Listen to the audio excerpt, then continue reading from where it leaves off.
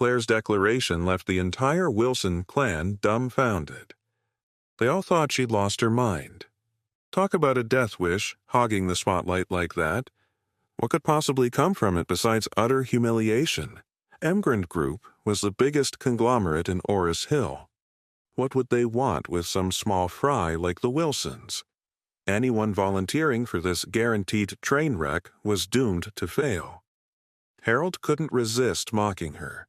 "Clare, you seriously think you have a shot at landing a contract with Emgrand?" Wendy joined in, sneering, "Get real, Clare. You know your place and you know where Emgrand sits. Strolling in there half-cocked is just going to drag our family name through the mud." Another voice chimed in, "Totally. When Emgrand throws her out on her butt, the Wilsons will be the laughingstock of the whole city." Clare's cheeks burned with embarrassment. Ever since marrying Charlie, her standing in the family had plummeted.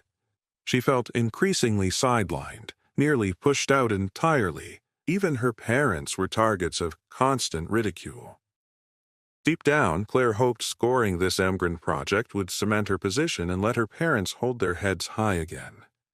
But now, getting raked over the coals by the whole clan, her confidence wavered. She shot Charlie a pained look. Why had she let him talk her into this? If she'd known it would blow up so spectacularly, she never would have stood up in the first place. Hearing their snarky commentary, Mrs. Wilson seethed with rage. After repeatedly pleading for someone to step up, no one had the guts. Now that Clare finally volunteered, these ingrates were dumping ice water on her head. The old matriarch had never been Clare's biggest fan, but at least the girl was trying to help shoulder the burden, unlike the rest of these spineless clams, especially Harold. Her darling grandson had really let her down this time. With that, Mrs. Wilson's attitude toward Clare shifted dramatically. "Enough," she barked. "Since the rest of you are too chicken to try, shut your mouths. Clare will be the one to handle negotiations with Emgrand Group. End of discussion." Clare swallowed hard. "Don't worry, Grandma. I'll give it my all, I promise." Harold scoffed under his breath. "What's the point? You're just going to crash and burn and humiliate the family." Charlie shot back with a smirk. "Geez, Harold, why so negative? You don't think the Wilsons are good enough to partner with Emgrand?" Caught off guard that Charlie dared speak up, and seeing Mrs. Wilson's darkening expression, Harold backpedaled. "That's not what I meant. I just don't think Clare has a prayer of pulling this off." "All right then," Charlie grinned slyly. "How about a little wager? If Clare manages to open negotiations, you get down on your knees in front of everyone and knock your head on the floor 3 times, admitting you were dead wrong. But if she strikes out, I'll do the groveling." "What do you say?" Harold barked out a laugh. "You're on, loser." "No way I'll lose to a piece of trash like you."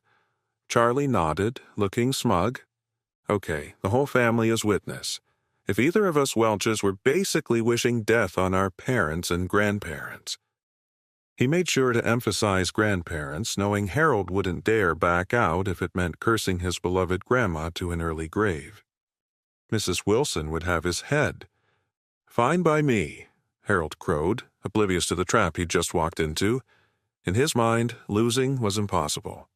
"Y'all heard it. Get ready to watch this bum kneel to me." Clare was stunned. She kept signaling Charlie with her eyes to drop it, but he paid no attention.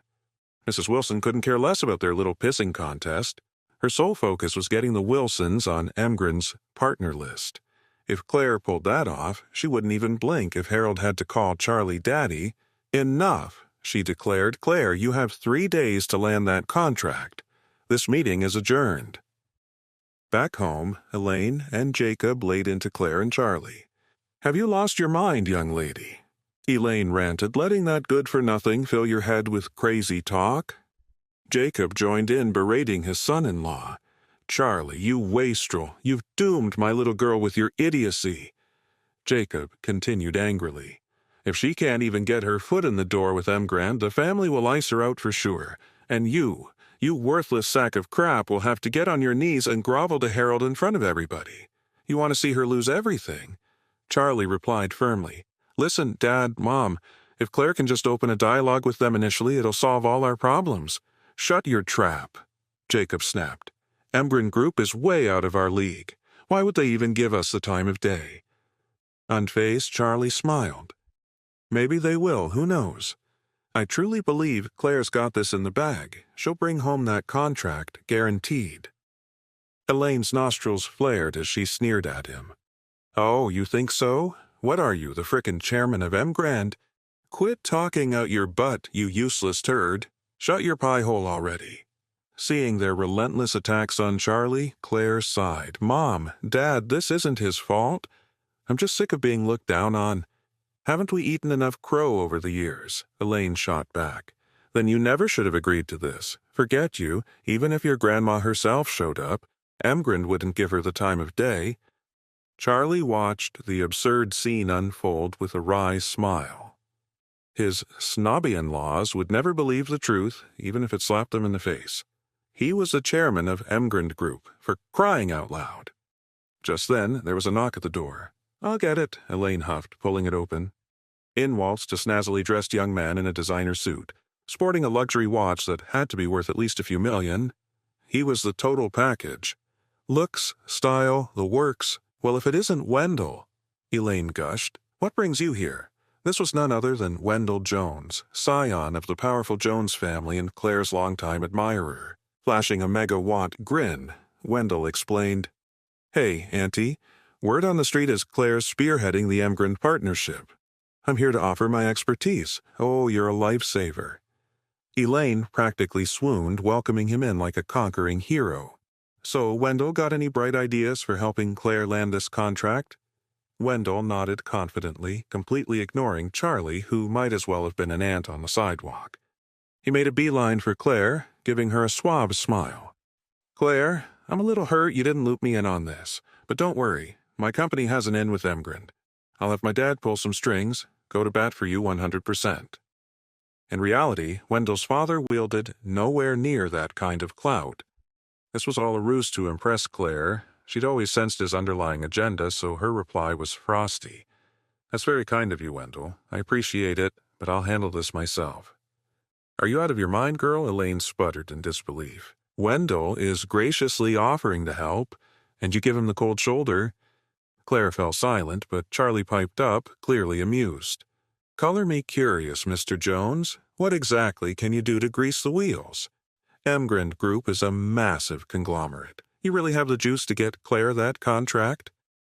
Wendell scoffed, oozing disdain. Oh, please, what do you know? The Joneses and Emgrand go way back. We're tight as ticks. A third of this $2 billion deal is earmarked for us. I'll have Dad carve out a few million from our cut and subcontract it to Claire. Just like that, mission accomplished. She delivers the goods to her family. Well, Charlie feigned astonishment.